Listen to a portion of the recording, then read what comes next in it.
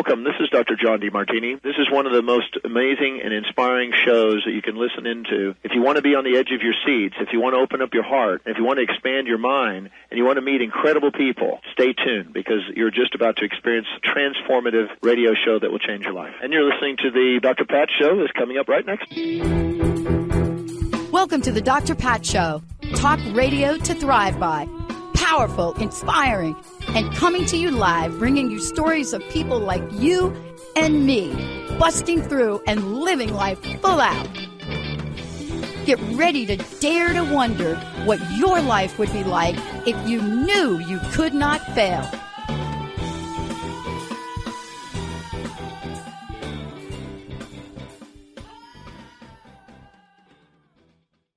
Hey, everybody, welcome. It's so great to have all of you tune us in and turn us on. We have a great lineup for you this week, right across the board, you know, right here in my time spots, right here on the Dr. Pat Show, but also on Transformation Talk Radio. Couple things that I want to just reflect upon for a moment. And what I'm so proud of with the network is I'm just so proud of the people that have come forward and have decided to have a very vocal representation about what their passions are and what they want us to act upon. And that is with the three women today, Anita Russell, Gail Hunter, and Mavis Bauman. They are the hosts of their own show, which you'll hear about. But the question really is, how do we get activism through coaching? And how is that a grassroots movement? Now, here's what I want to say to everybody. There is a level of learning that must happen if you are going to be out in the world as an activist. Now, how do I know that? Well, if I look at my own history and my own past, we had a lot of coaches. Now, we didn't call them coaches, but if you were going to do a rally with people like Bella Abzug or Gloria Steinem, or Shirley Chisholm, if you were going to be out there with people, these folks had it together. They were able to help you with how to show up in the world. And yet, we're looking at voices that want to be heard and don't know where to begin. And every one of us need to learn some new tools. That's why today we're talking about what it means to develop activism through a coaching model. And these women, these three women today, they have got it going on. Welcome to the show. Great to have you all here. It's great to be here. I want to start out with you, Anita, and then we'll hop over to Gail and Mavis. I want to just ask you this question. I've done a lot of reflecting on the word activism recently. Somebody asked me to run for office, political office. And I said, you know, that's not mine to do in this lifetime. And then they asked me a different question. They said to me, well, what will you do, Pat? What are you doing? And I totally forgot that I have a network that has the voices of all you all. So but I've been thinking about what that means. What does it mean to you, Anita, as you look ahead, as you look at where you are right now, right? And you look forward a little bit, you know, what is it that sparks your heart into action in the spirit of activism through coaching? So activism to me is very much related to the word activate. And it really is this sense of activating something different, of being able to look at a given situation and say something about that situation needs to change. Something about that situation needs to be different. And then the question becomes, what am I going to do to contribute to the activation of that difference or that change? And so that's kind of where I come from the standpoint of activism through coaching. That's something that I coined myself. I'm sure it's not like totally original, but it does really reflect the approach that not only the approach that I take, but it also reflects the place where I am in my life right now. So just to give a little bit of background, I am a transformational life coach. I wasn't always a transformational life coach. I used to be a research scientist, and my life has been such an incredible journey, but it's been a journey of me really understanding who I am and sort of molding my identity over the course of time, right? And so I got this research background, scientist. I was the person in the lab with the goggles and the white coat and all of that. And then midway in my corporate career, I just made a very dramatic change and moved into learning and development. And then shortly thereafter, well, maybe 10 years later, I left corporate America altogether and just decided that my life was intended to be for a different type of purpose. And I landed in the arena of life coaching because I could look at myself and say, wow, when I look at the changes and the evolution of my own life, and I'm articulate enough and I can connect to people enough that I can help them to kind of engage in that evolution of their own lives. And so when I look at it where I am today from a coach, from an activism perspective, my mom was an activist. So I grew up on the elements of activism and all of that. It's just a part of my makeup, some of my own experiences. But things really came together for me in 2020, shortly after the murder of George Floyd. One of my daughters and I had a conversation about whether or not I thought that her son at the time was only about 3 months old. If I thought that one day he was going to have to protest in his lifetime to freely and peacefully exist in the skin in which he was born, that triggered a whole host of things in me. I ended up writing a book called Cultivating Change from the Inside Out. From there, I just started down this path of creating this activism through coaching model. So it's kind of combining that activism space in my life with the coaching space in my life. And one of the reasons that I like it, taking it from that perspective, is that it's at the individual level, because I'm not into politics necessarily.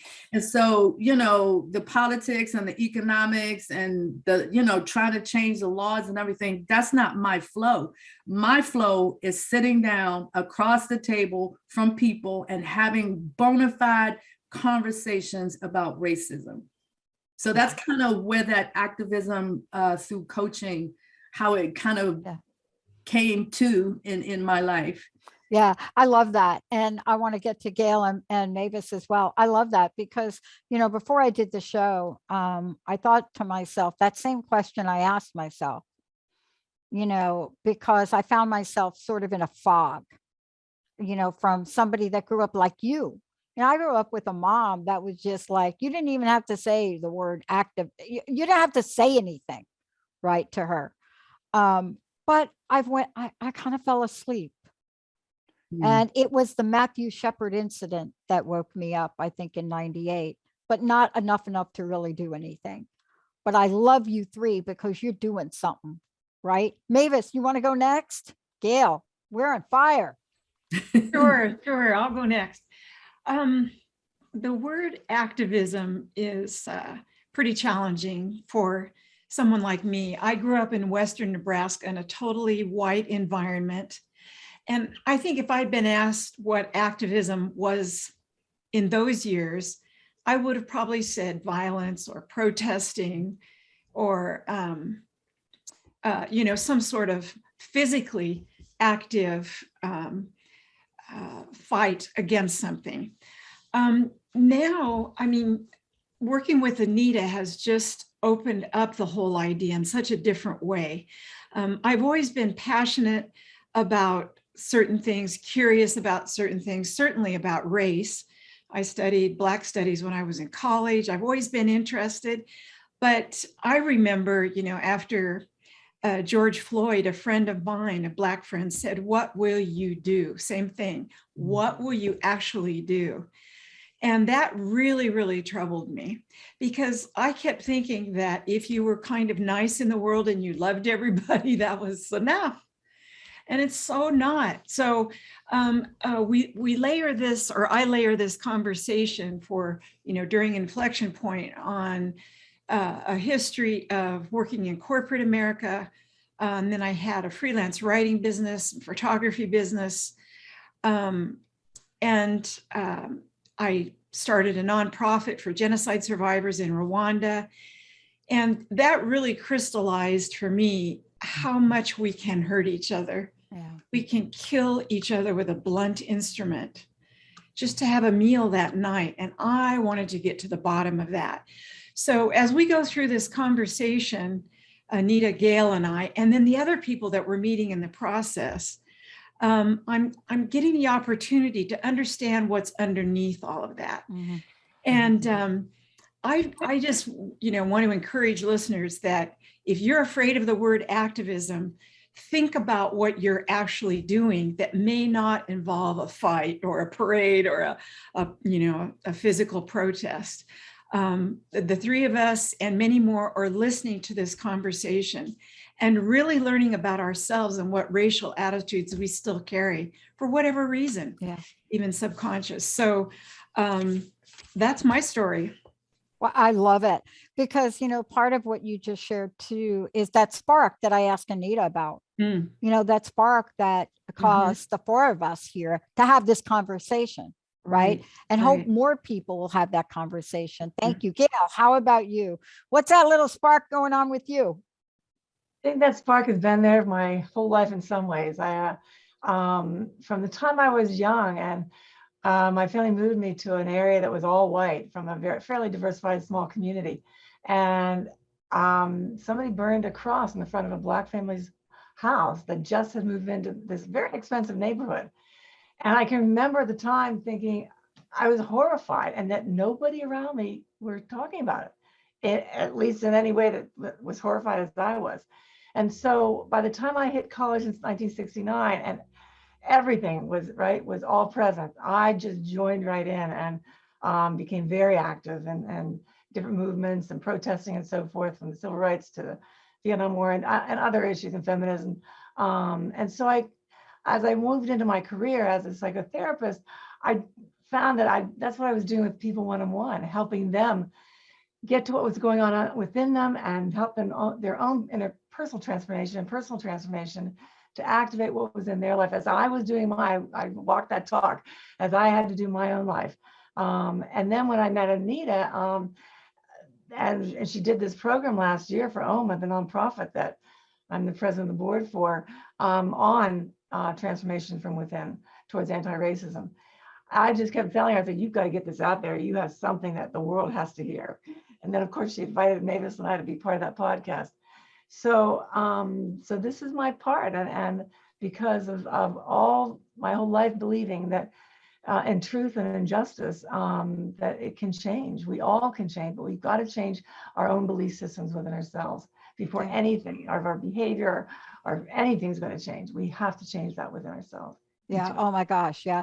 I mean, I love it. 3 women, 3 pathways, all weaved in a beautiful tapestry about what you're presenting through Inflection Point and beyond that, and helping us understand how we can be better at stepping up and stepping in. I mean, to quote Alicia Keys, Girls on Fire, right? But one of the things that, that you do is not only are you taking this message out through your show, but you're helping people. You're helping people understand the context of dialogue, of language, conversation, because I think we've gotten to the point now where we're so afraid of not saying the right thing, right? I was talking to somebody the other day and they're like, I don't even what do I say? Do I say he, she, it, them, non-binary? Is it LGBTQ or is it LGBTQ? I said, look, please. It's not about the label. What's in your heart? What do you want to say? What do you want to say? Mm-hmm. Right? Don't worry about whether you're going to call somebody like a he or she or whatever they refer to. If there's something that you can learn in terms of understanding people, then you'll learn it along the way. But being silenced because you're afraid that you might leave a letter off an acronym or not call a group the right group. That is not what we have time for today. Anita, I want to ask you this, because in what you do in your coaching in the show, you have outlined an approach to take. And one of the things is that there is purpose and meaning for you to do this show. You ask a question, but you also help us understand that we can get to the choices we make, understand why we make them, and then to understand if we can make a different choice. What is it that you all are doing in the activism through coaching model? And what do you mean when you refer to the coin analogy? Oh yeah, that's a central part of when I was putting all of this together. The coin analogy is a central part of it. So I'll just kind of break it down. Everybody, we've all seen coins, quarter, nickel, dime, whatever.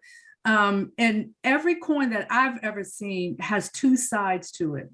And both of those sides are very different. Like, I have never seen a coin where both sides were exactly the same. And so I use that sort of as an analogy for the dual nature of life in America, right?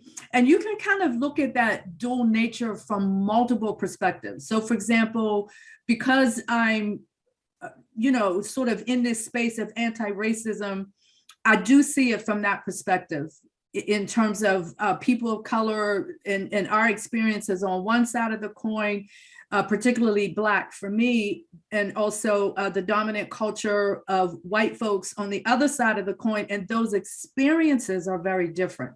Like, if you just look at Mavis and me and the way she described her upbringing versus my upbringing, very, very different. Very different, and to a great extent different based on the fact that she's white and I'm Black. But I also think that given the space that we're in right now, that coin also is truth versus lies on the same coin. And I think everybody can agree that particularly when we're talking about the history in this country, that it's been presented in a way that doesn't fully tell the truth. And so for people like me living in the Black community, growing up, my culture and my language, I know things about the United States and America and how it's treated people way more than a lot of other individuals do, primarily because of the way that history is presented, right? And so I can say I went to school, learned history just like everybody else, but I also was learning history at home, and I was learning Black history at home. So I always knew kind of like, okay, this is the story that is being told, but that's not necessarily the truth. So that coin also carries the duality of truth versus falsehood, if you will, right? But then the third side of the coin is where it really gets interesting, because most people don't think of the edge as that third side, but that's exactly what it is. And so I look at those two sides, and then there's edge. And from the coaching perspective, there will be some people on one side, and again, for all intents and purposes around conversation of racism, I'm talking about white folks, right? There will be some white folks who will have the courage, because it takes a lot of courage, to step out of this place and step onto the edge of that coin. And when you're on the edge of that coin, now you have the advantage of having a 360 view. So you can get knowledge and you can get awareness and you can kind of see what are some of those other experiences. But that's not the full story. The difference between people standing on the edge and Mavis and Gail is that there are other people who jump off the edge and they fully immerse themselves into what does life in America look like through my eyes, through my story, through my lens, without me having to explain it or without them questioning it or anything along those lines. They're fully immersed in trying to understand and have a better sense of what does this look like for me? Because when they understand what it looks like for me, that's when we can really start having those genuine conversations that can bring about change. So that's kind of what that coin analogy is. It's the duality, number one. And then there's that edge kind of giving you that view, a little bit of insight, a little bit of knowledge, but you might not necessarily be doing anything with that insight and knowledge. But those people who make that choice to fully jump off the edge and into my experience, that's where the real change can begin to happen. Oh, I love it. I want to talk to both Mavis and Gail about what you just shared. But you're right about so much of that. I was talking to Brett Bevel the other day. He's one of our other co-hosts, and Brett has written a book called Healing Racism Within. But he has coined a very interesting phrase that doesn't always get him at the top of the popularity list. He's a white man. Mm-hmm. Who schools people on white cowardice. That's his phrase. That's Brett. And if you want to see bold action, you have to take bold action. But it's not a one size fits all. I mean, if you met Brett, he would be, as with the three of you, you probably run into this. He may walk up to you and say, I wonder if you've ever experienced white cowardice. And people may look at him like, what did you just say to me? But you see, I love this because we have to have conversations. We have to have conversations. And silence. And we're going through it again. It's deafening. It is deafening. It is just beyond anything I understand. And yet, I'm like a lot of people. We're lost about what to do. Mavis, Gail, what are your thoughts on that? Where do you, when you think about and I love that edge part of the coin. Mm-hmm. I love that, right? You've said yes to step up here. That is a form of activism to me. The three of you, right? It is a bold move that requires bold activism, that requires bold transformation. That's what you're involved in, Mavis. You're absolutely right. Anita's made it such a pleasure, though. I keep hearing about the word courage, but she's been a friend of mine for a long time. So we're very comfortable with these conversations. The great thing that Anita does is I guess it's the part of the coaching mechanism, right? She will ask me, what do I remember at a certain time, for example, in history? And I will say, well, I don't know if I think of anything, because I'm holding back. Mm-hmm. I'm holding back a horrible racist experience. And she will encourage me until out it comes. And I'm horrified. But she says she knows a lot of white people, and I agree, are thinking that way or have suppressed thoughts like that. So I feel that this does take a little courage, especially in the world of social media. We don't expect everyone to agree with us, but we are going to continue this calm, loving, non-debate, this conversation, so that we can learn and we can keep sharing it with others. Did I answer your question, Pat? You did. I love it. I'm gonna go to Gail, okay. But here's the thing that I love about what we're talking about now, because how many things do we hear about that we ignore? Okay, so what do I mean by that? And Gail, you're going to get this right. This is coming to you now. So how many things do we hear that we let just, that got to beef it up, those people over there?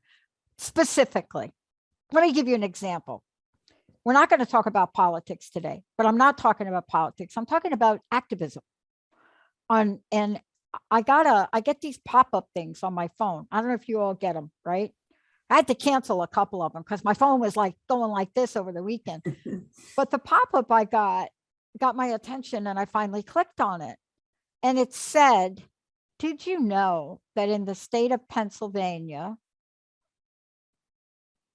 that if there were an election today, these 2 million ballots would be illegal? No, I didn't know. And I'm not living under a rock.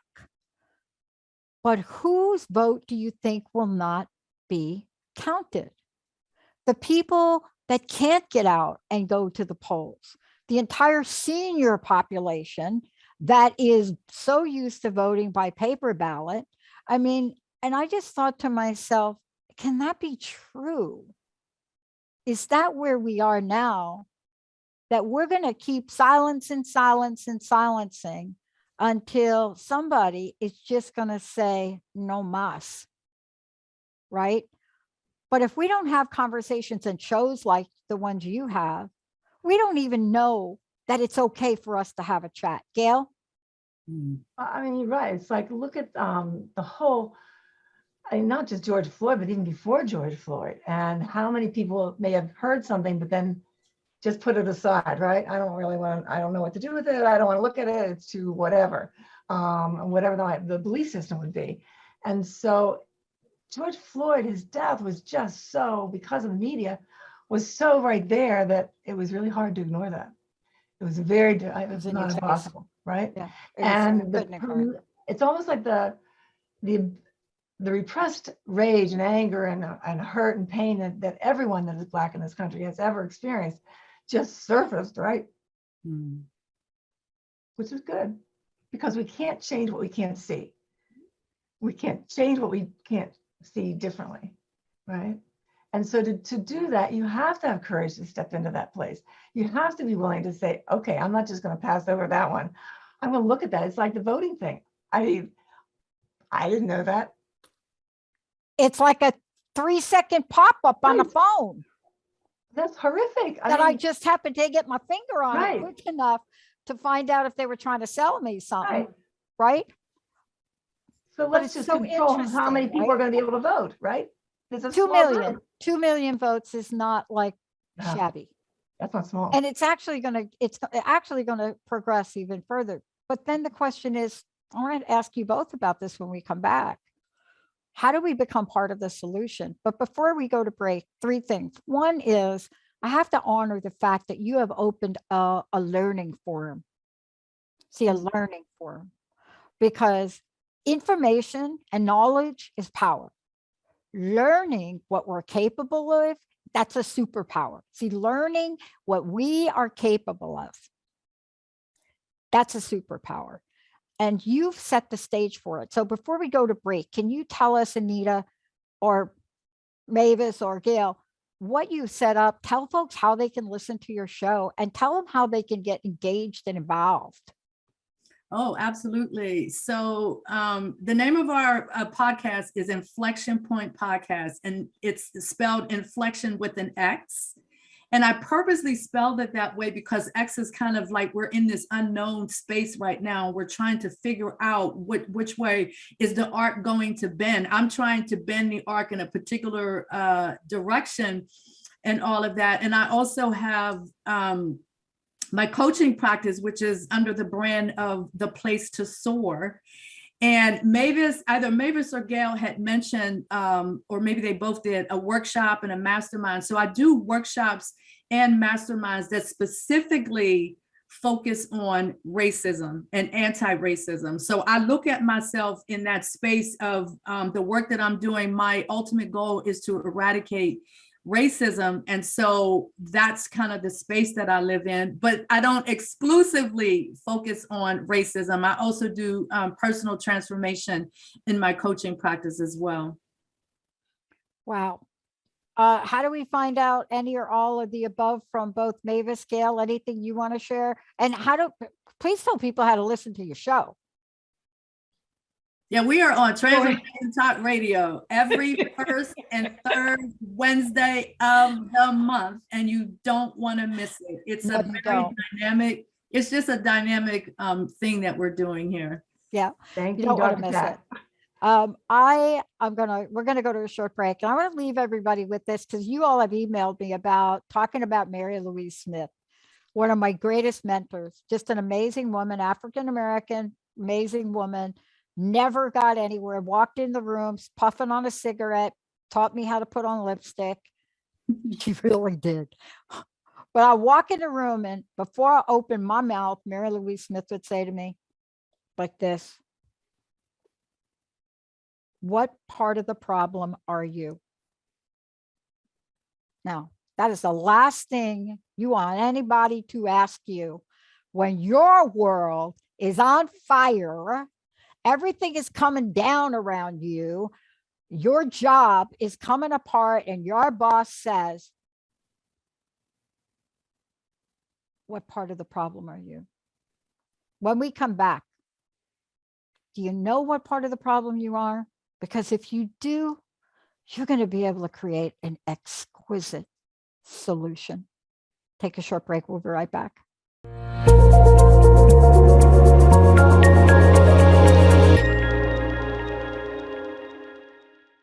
All of you tune us in and turn us on. What a great show.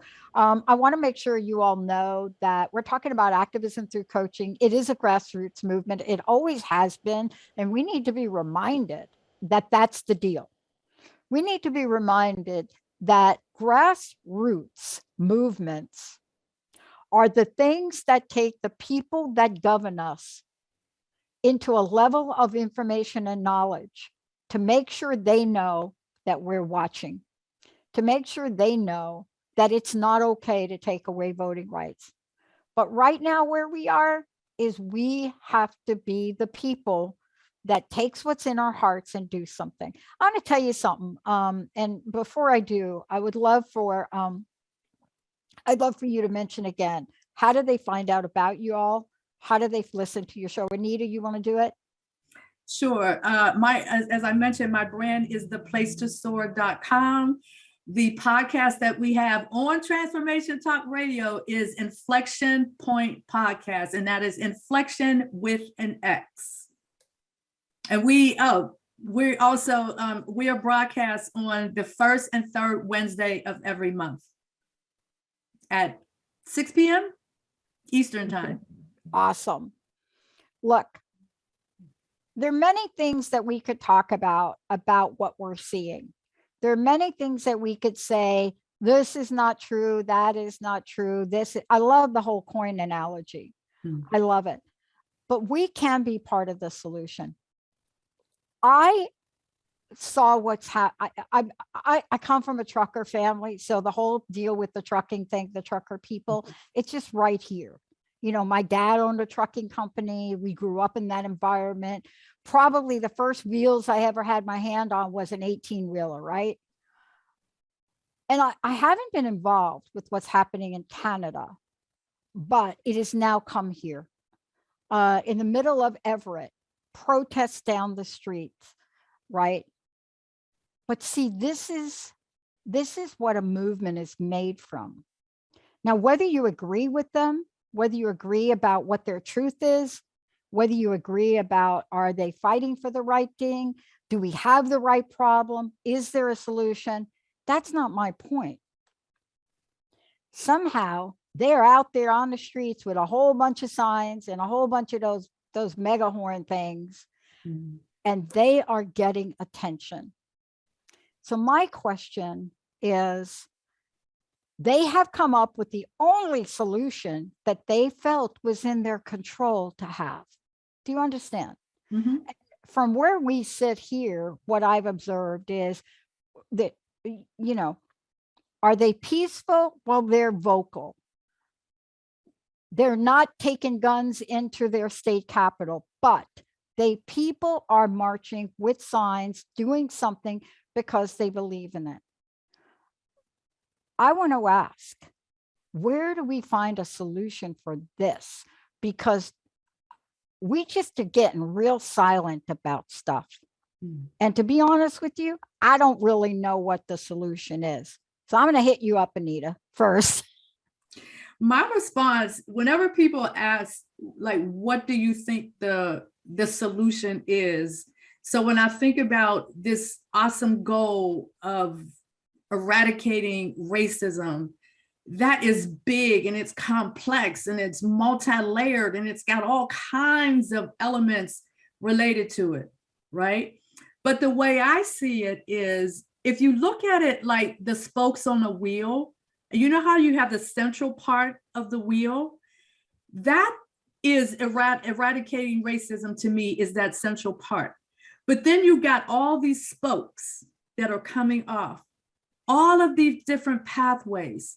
So the way I see it is, my pathway is one thing, because I'm in the activism through coaching model, and I'm, sitting here and I'm engaging with people and having conversations and helping them to go through this process of critical self-reflection to find out what are those things that are buried inside of me that are actually contributing to the problem. So that's my path. That's my strategy, because that's based on what I know. I'm not the person that's going to go out and run for office.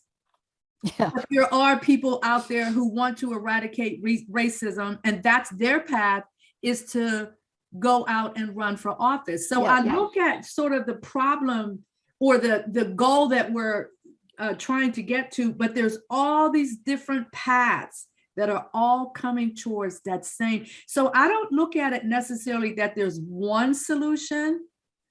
I think there's one place that we want to be in, which is the eradication of racism, but the pathway by which we get there is going to be completely different for different people. Yeah. I want to ask you all about this because it has to do with the mastermind approach. I'm going to hop over to you, Mavis. Anita, thank you for that. When we look back, one of the things I will tell you from my own personal experience, there were mastermind groups happening to create the kind of change we really saw in the 60s and 70s. Now, we didn't call them mastermind groups. I'm sorry. That was like a new thing, I guess. But there were the same approach. There was a way to bring people together in a strategic direction, right? That's what corporations call it, right? But how do we get these minds together to have a conversation? How do we bring them together? When we think about the mastermind approach, what comes to mind for you, Mavis, Gail, and then back to you, Anita? Well, Anita was the one that taught me about the idea of a mastermind. It's not a part of my lexicon before that either. And then I forced me to kind of look at, when you take three such different people, but experienced and educated people, and put those minds together, you do create something better than the sum of the parts. And so that's very exciting. Were you talking, Pat, about how to create change through that mechanism? Yep. Okay. You know what I'm seeing a lot now, we're connected with Kyle Williams and a Long Talk, a whole other grassroots effort. And I use the analogy that we're finding out about a lot of these conversations here and there. And out in the Midwest, we have brush fires, right? And pretty soon those fires coalesce, and there will be a movement you will not be able to ignore. And, one of the things the principles I follow in terms of my work in Rwanda, I can't solve the problems of a post-genocidal country. I singularly cannot stop genocide, but I can do something, a small act to eliminate suffering somewhere. The other night I was in one of the Long Talk classes, and one of the leaders, Kamal, said, "It is so great to see you all again." And most of us are white that came to the meeting. He said, "You could have just not come back after Christmas, So even to me, the fact that we are there, we are listening, we are connecting, we are learning, is really a big step in the right direction. And these various groups are putting together more tangible acts that people can do. And, it's from a watch party where you share the impressions of a movie together, and then, email comments to 10 people or something, keep taking those little steps. I believe in the power of that. If you don't, you are frozen. Yeah. You just stop dead in your tracks. Yeah.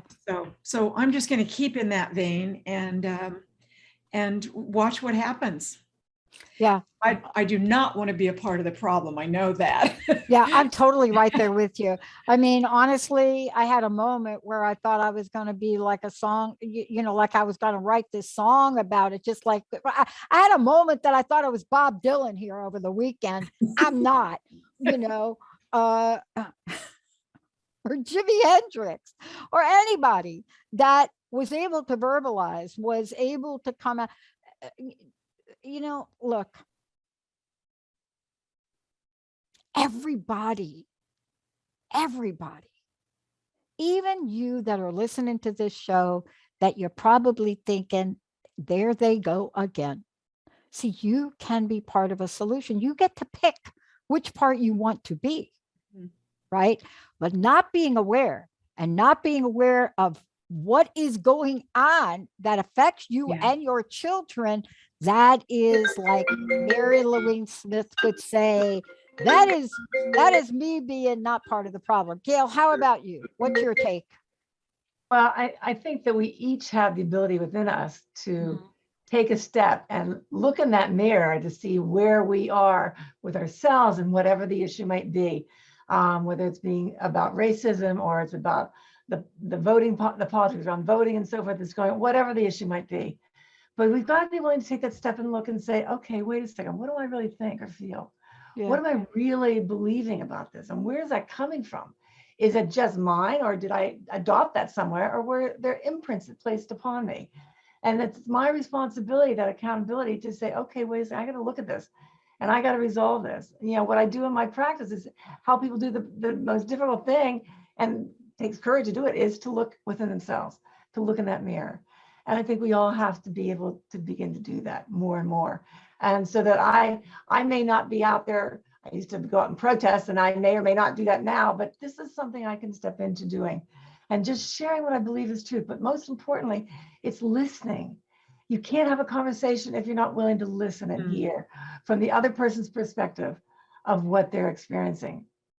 Validation, it's really when you are hearing what the other person, what they're feeling, you can validate that because you can understand from their perspective. You don't have to agree with them, but you can understand from their perspective how they must feel. That one thing, if we all could do that with that level of compassion, I mean, that would be huge, right? So there are many different things that we can do from all kinds of different steps to become more active, more involved. And make different decisions, right? Yeah. Once you've got that awareness, then you're in a position to decide differently. Sorry, Anita, go ahead.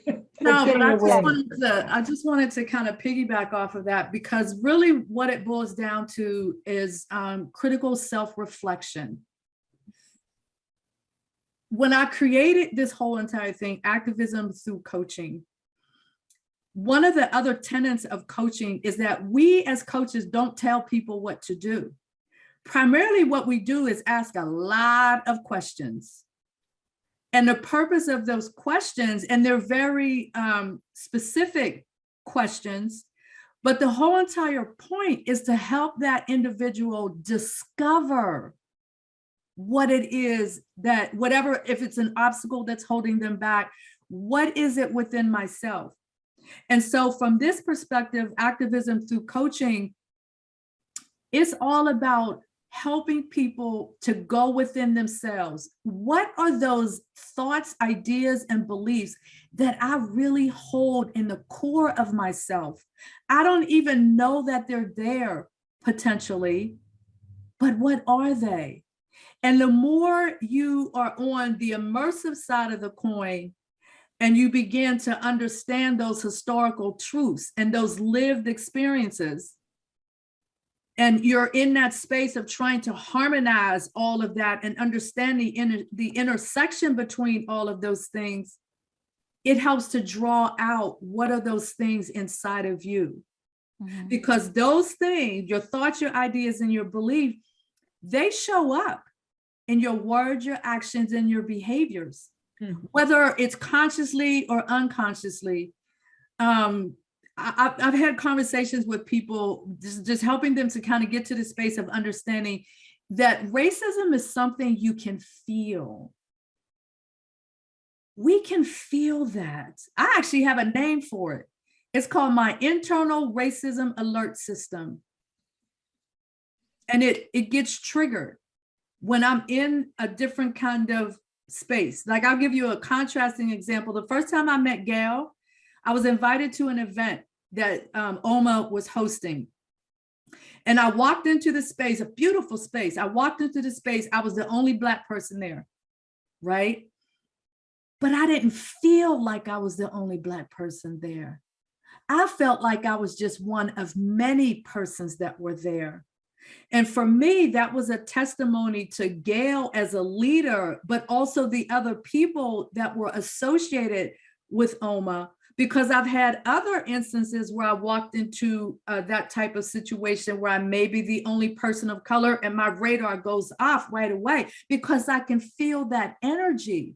So people kind of think, I think sometimes white people often think if I don't say this, or if I don't say that, or if I don't do this, or I don't do that, that I can hide my racism. We can feel it. Yeah, everything's energy. Everything's energy. And there's nothing more painful as the energy isolation and discrimination. And I don't care what you want to call it, there is an energy around it, and people know, you can feel it. You've been at the end of it. But you see, what you ladies are doing is you're creating a dialogue, you're giving people tools, and you're enabling us to really take that step forward. I want to ask each of you, and I'm going to start with you this time, Gail. I want to ask each of you in the time we have left, I would love to know what inspires you as you look ahead for your show, as you look ahead for the work that the three of you are doing together, and as you look ahead for what you're called to do. What is inspiring you most, Gail? I think I've always had this knowing and believing in what truth is, and when I don't feel or experience it, it hurts, right? I mean, in any level, anyway. And the truth is, we all come here from the same source. We all come here with a knowing that I'm not better than you are, you're not better than I am, and we've forgotten that. And it's been forgotten because of lots of different history and projections and all kind of things that have layered upon layer upon layer. My incentive is to really help release those layers so that we all can get to that place within ourselves, to listen, to hear that truth, not just from somebody out there, but in here. Wow. Yeah. That's Mavis, what can happen. how about you, Mavis?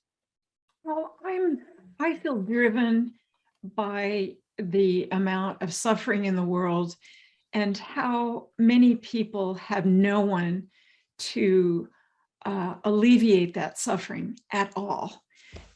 For example, there's no reason that anyone should go hungry on this planet at this point. We have the technology, we have the wealth, we have everything. So I just, I want to use the currency of my life, the time I have, for the best purpose, the most, the greatest effect on suffering and reducing suffering. I always think about my siblings, how they've stepped in for me when I've needed a little bit of help. And it can change the way you're in the world very quickly. If you don't feel hopeless, you make different decisions. And that's what I've always thought in my work in Rwanda. If people know that they're loved, if they have access to food and education, maybe their country has a different trajectory than it has had in the past. So it's suffering that inspires me and reducing it. Yeah. Wow. And my team here. I mean, Anita and Gail have just forced me out of my out of my comfort zone into a space that, has really been a blessing, a time of learning that's just been delicious, really. Mhm. Really, I enjoyed it a lot. Yeah, no kidding. I've actually seen that in all of you. Anita, how for you? I mean, yeah, this word inspiration, I accidentally misused it. I have a tendency to do that. And out of it came a new idea for myself. Instead of inspired, I said inspirited. And that is like not even a word, but I said it. And so it really gave me a new fire, a new spark. But for you, what is inspiring you? And please tell people how they can find out about the show. Yes, it's my grandson Cairo. So I have two grandsons. One is 14 and over 6 feet, and then the other one's about 3 feet tall because he'll be 2 years old. But when my daughter was asking that question, she was asking me about the little one, Cairo. And every time I have this one particular video that I had taken of him when we were out, when I was visiting them. It was just the two of us on an outing. And I took this video, and everything in that video, as I see him just simply walking through this space, we were outside and just enjoying himself. He was responding to birds and, just people walking along, and he touched the grass and touching the bushes and all of that because he felt free.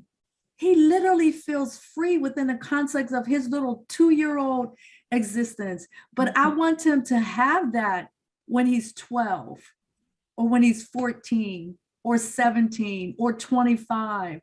I want him to still be able to walk through the world with that level of comfort, if you will. And so, yeah, that's what Inflection Point Podcast is all about. Cairo was definitely that spark for getting the whole thing started. I got the idea, and then next thing I know, I'm talking to the folks from Transformation Talk Radio, and then I'm talking to Gail, and I'm talking to Mavis, and it all just came together.